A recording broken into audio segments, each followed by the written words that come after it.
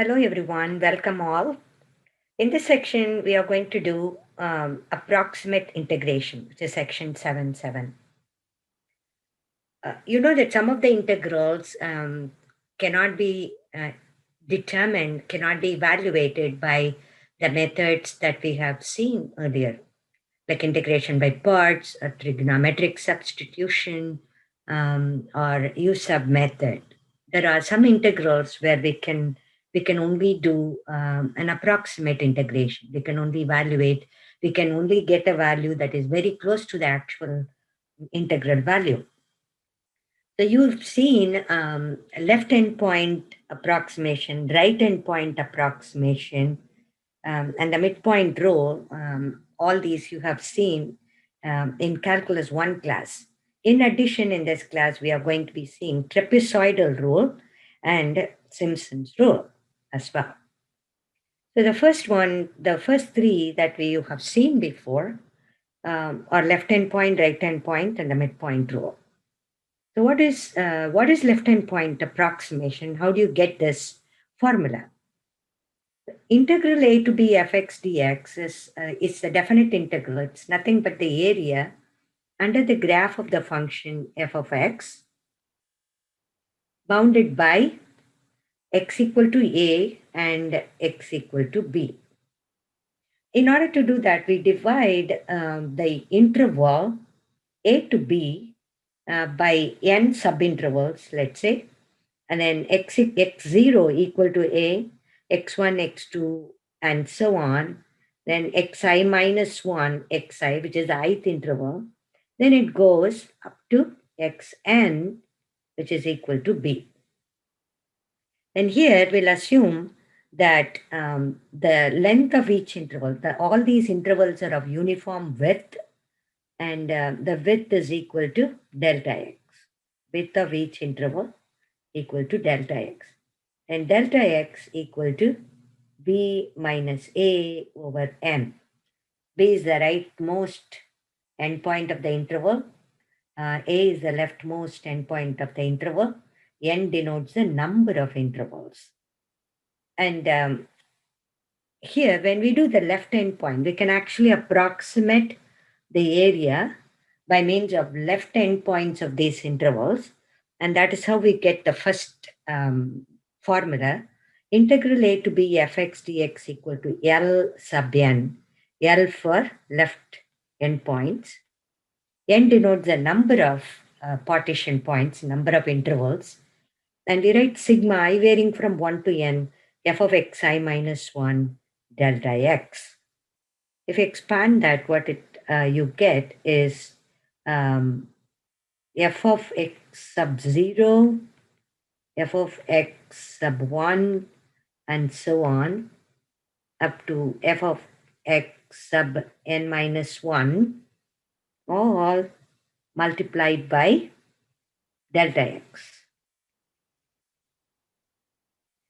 where delta x stands for b minus a over n.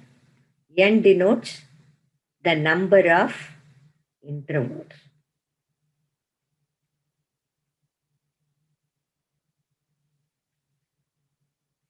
When we do the right endpoint approximation to the area, integral a to b fx dx equal to r sub n. R stands for the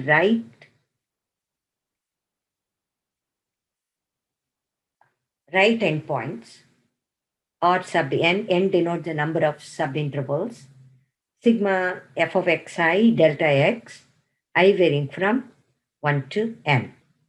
If we expand that, it's going to give us f of x sub 1, f of x sub 2, f of x sub 3, etc. up to f of x sub n, all multiplied by delta x. Delta x is b minus a over n. When you do the midpoint rule, integral a to b fx dx is m sub n. M stands for the midpoint. Here in the intervals, we actually consider the midpoint of each interval. So this is x1 and this is x2 and so on. And the midpoint of this would be x1 bar. This will be x2 bar. The midpoint of the first interval, first subinterval is x1 bar, midpoint of the second subinterval is x2 bar, and so on. So you get f of x1 bar plus f of x2 bar, f of x3 bar, and so on up to f of xn bar. Xn bar denotes the midpoint of the nth subinterval, all multiplied by delta x. The delta x stands for b minus a over n. Xi bar, it is the midpoint of the ith subinterval. Midpoint of the ith subinterval is the sum of the endpoints of the ith subinterval divided by 2. Xi minus 1 plus xi divided by 2. So these are the three formulas that you saw in Calculus 1 class. Now, what is trapezoidal rule? The trapezoidal rule is approximations by trapezoids. Earlier, all these left-hand point, right-hand point, midpoint are all approximations by rectangles. This one we are going to approximate the curve by trapezoids. So here we get integral a to b fx dx is approximately equal to t sub n. T stands for the trapezoid. N stands for the number of subintervals. It's delta x over 2 f of x0 plus twice f of x1 plus twice f of x2 plus twice f of x3 and so on. The last but one is 2 times f of xn minus 1 plus f of x sub n. Here, how do we get this 2, 2, 2 everywhere in the middle? Except the first coefficient and the last coefficient, they both are 1. The rest of them are all 2. If you quickly take a look at the sum of two first trapezoids. So you have a curve. This is the curve that you are approximating, let's say, and it has been approximated by the trapezoids. So if you take the area here, which is an area of a trapezoid, two parallel sides, a four-sided figure, the two of them are parallel sides.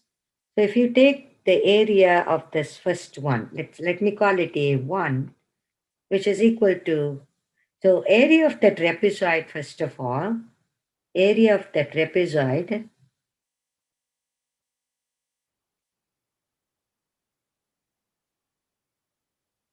is half of the sum of two parallel sides times height. So if I take this area 1, A1 here, so I will have half of sum of two parallel sides, just f of x0 plus f of x sub 1, the height at the point x0, height at the point x1.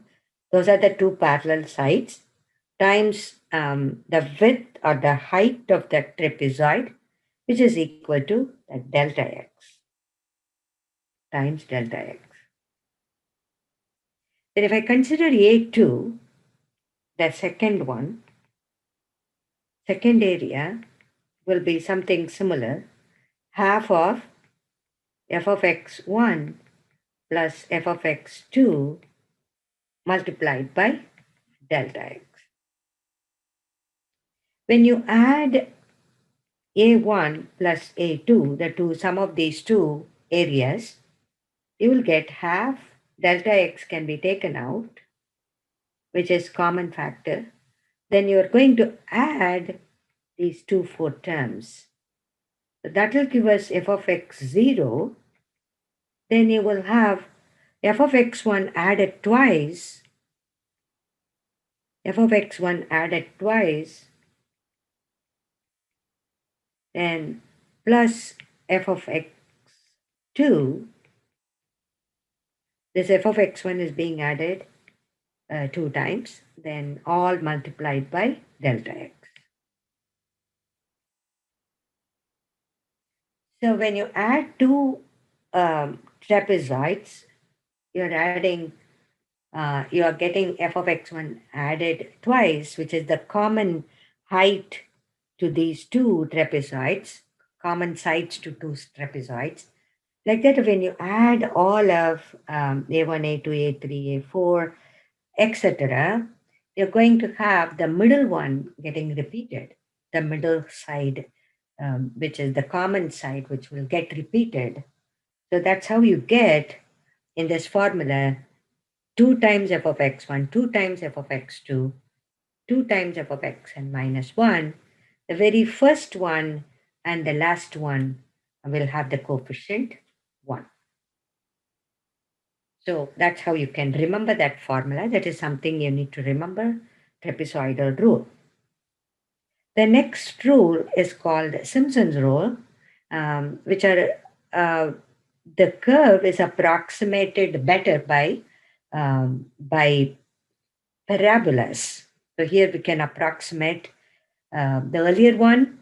We approximated the curve by trapezoids. Now we are going to approximate the curve by parabolas. The one restriction in Simpson's rule is that the number of intervals must be even. The number of intervals must be even.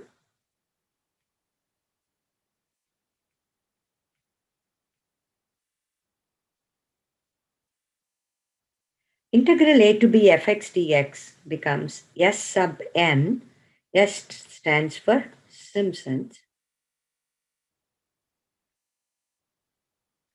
Sub n stands for number of subintervals, and it's delta x over 3. Delta x is b minus a over n over 3 f of x sub 0 plus 4 times f of x1, 4 times 2 times f of x2, then 4 times f of x3, then 2 times f of x4,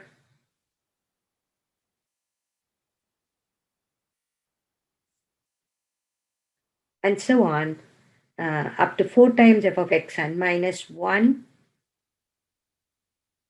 plus f of xn. Here you notice that the first coefficient and the last coefficient are 1. Then the second from the left, which is f of x1, has coefficient 4.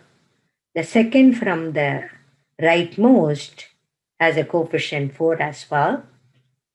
Then if you notice, 4 and 2 will alternate. Second, the third from the left, which has a coefficient 2,